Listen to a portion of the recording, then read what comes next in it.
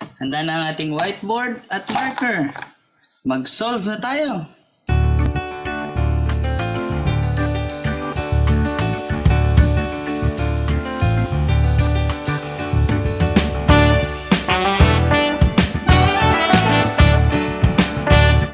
So another example under ellipse that we may encounter is this problem.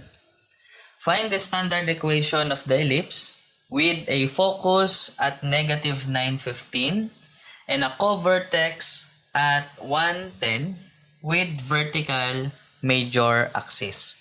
So again, kapag meron tayong worded problem under our conic section, mas madali nating masosolve itong problem na ito kung ipaplat natin yung mga given na points.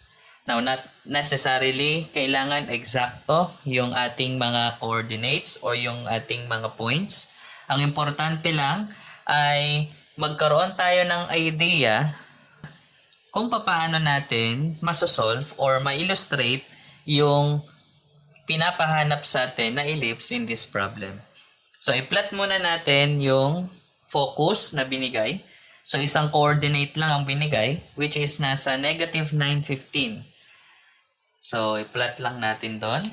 So, negative 915.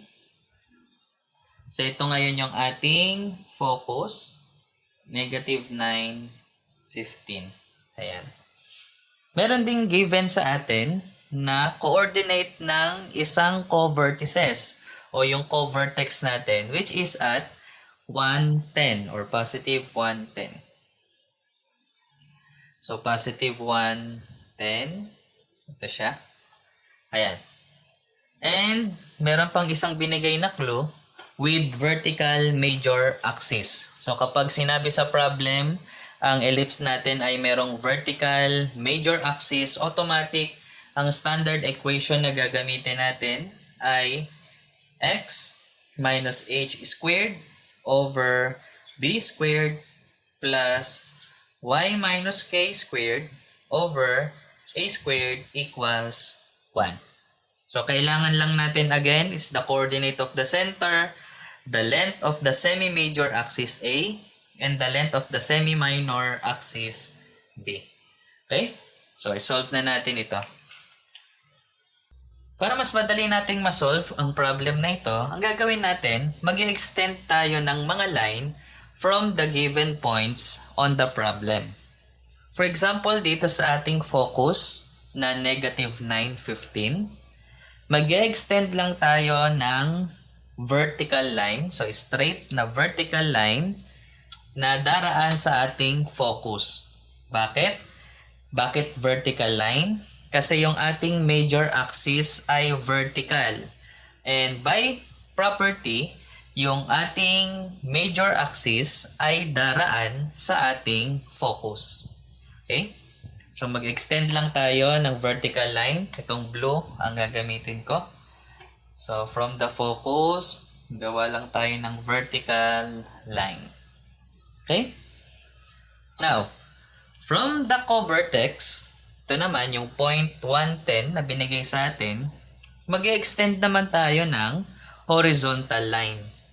So, from 110, gagawa naman tayo ng horizontal line. Bakit horizontal line?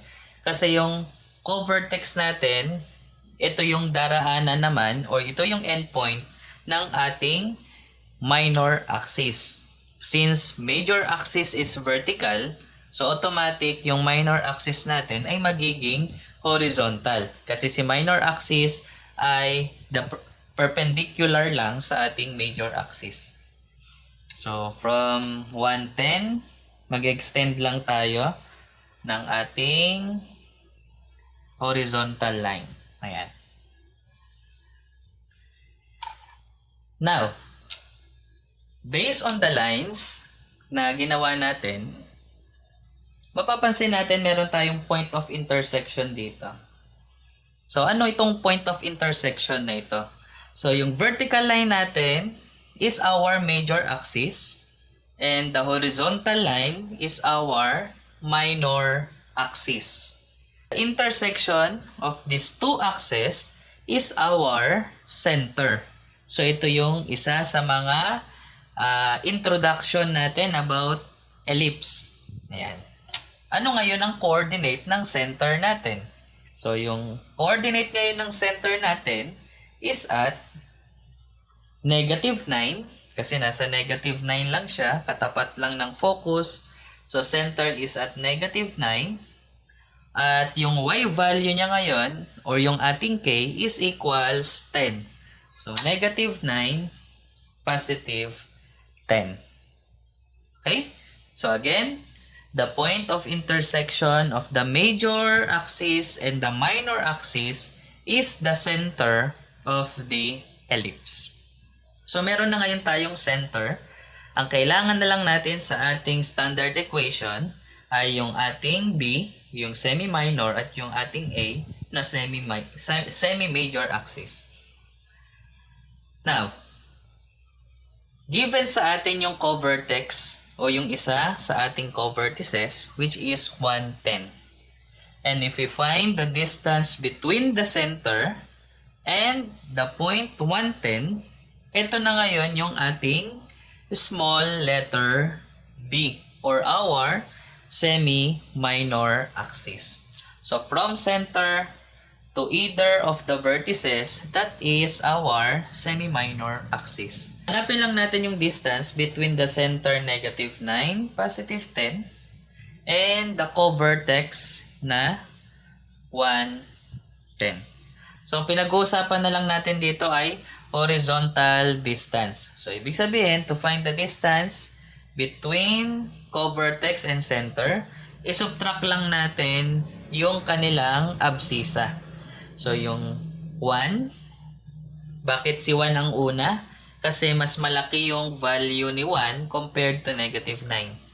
So, magiging 1 minus -9. Therefore, D is equal to 1 plus 9, and D is equal to 10. Again, sino ngayon tong 10 na to? Ito ngayon yung ating semi-minor axis. Distance between the center and the co-vertex 110. Okay? So, meron na ngayon tayong B. Ayan. Ang kailangan na lang ngayon natin is the length of our major or semi-major axis. Since given yung isang coordinate ng focus, pag nahanap natin yung distance between the center and the focus, masosolve natin si small letter C.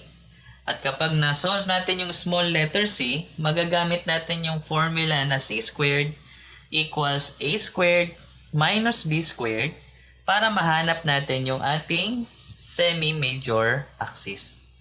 So, ano ngayon ang distance ni center to focus? So, distance ni center na -9, 10. And focus, ang focus natin ay nasa -9, 15. Ayan. Vertical distance naman ngayon ang hinahanap natin. So, isubtract lang natin yung kanilang ordinate. Ayan. So, D is equal to 15 kasi siya yung mas malaki. Minus 10. D now is equals 5. Yung D na to, yung distance between the center and focus, this is our small letter C. So, ito ngayon yung small letter C. Ayan. So, magagamit na ngayon natin yung formula natin na C squared equals A squared minus B squared to solve for A. Kasi yun na lang ang kulang natin para sa ating standard equation. So, substitute lang natin. So, C squared equals A squared minus B squared. Ang C squared natin or ang C natin ay 5 squared equals A squared minus B. Ang B natin ay 10 squared. Lipat lang natin si 10 sa left side of the equation to solve for A. So, A squared now is equal to 10 squared plus 5 squared. Or, A squared now is equal to, pinagpalit lang natin, 100 plus 25. Or, equals a squared equals 125.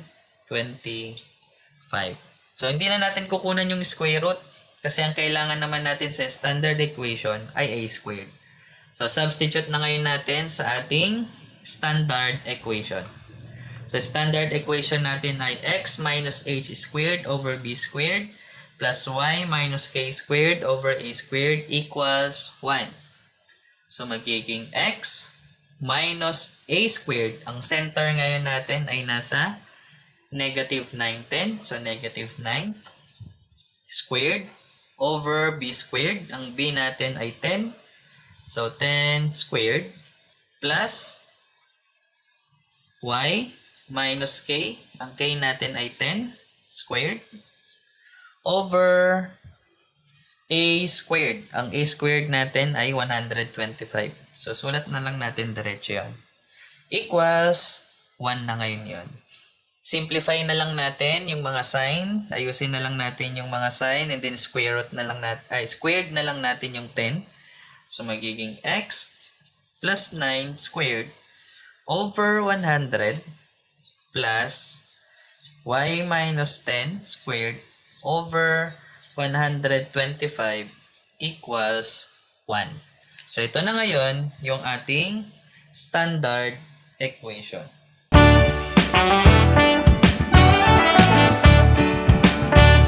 Okay. So, another example. Find the standard equation of the ellipse with center negative 3, negative 7, vertical major axis of length 20, and minor axis of length 12. So, again, pinapahanap sa atin yung standard equation ng ellipse. Given yung center, given yung length ng ating major axis, and given yung length ng ating minor axis. So, madali lang itong problem na ito kasi given naman yung kailangan nating information to write the standard equation. But first, kailangan muna nating malaman yung orientation ng ating major axis para alam natin agad kung ano yung standard equation na gagamitin natin. Since based on the given problem, meron daw tayong vertical na major axis. So, vertical major axis. Kapag vertical ang major axis, automatic, ang standard equation natin ay x minus h squared over b squared plus y minus k squared over a squared equals 1. So, ang kailangan lang natin dito yung ating center, yung B, and yung ating A. So, given naman yung center natin, so yung center natin is at negative 3, negative 7. So, ito na ngayon yung ating HK. Now, ano ngayon yung ating letter A or small letter A? So, small letter A is the length of our semi-major axis. Ang given sa problem natin ay yung length ng major axis which is 20. So, yung major axis natin, that is equivalent to 2A. So, 2A is equal to 20. So, to solve for A, divide lang natin by 2. So, A now is equals 10. So, yung ating semi-major axis is equal to 10. Now, meron din tayong binigay na length. Meron ding binigay sa atin na length of the minor axis which is 12. Yan. So, yung 2B ngayon natin is equals 12. Again, minor axis. No? Kapag minor axis, that is 2B. So, to find the semi-minor axis, yun yung kailangan natin sa equation. So, divide lang natin both sides by 2. So, dividing both sides by 2. So, B now is equal to 6. So, meron na tayong center, meron na tayong A, meron na tayong B. Pwede na ngayon natin i-substitute sa ating standard equation. So, our standard equation now will be x minus h na negative 3 squared over b squared. Ang b natin ay 6. 6 squared. Plus y minus k. Ang y natin ay, ang k natin ay negative 7. So, y minus negative 7 squared over a squared na 10. So, 10 squared equals 1. So, i-simplify lang natin ito. So, ayusin lang natin yung mga sign, tapos yung mga square lang natin. So, magiging x plus 3 squared, so magiging plus na yon, over 36 plus y, negative, magiging plus y plus 7 squared over 10 squared, which is 100, equals 1. So, ito na ngayon yung ating standard equation. Kung meron kayong tanong o meron kayong request, i-comment mo lang sa baba. At kung nakatulong sa iyo ang video na ito, i-like mo naman. I-share mo na rin sa iba, baka matulungan din natin sila. At pag-subscribe na rin sa ating YouTube channel at i-click ang notification bell para updated kayo sa mga videos natin. Ayos!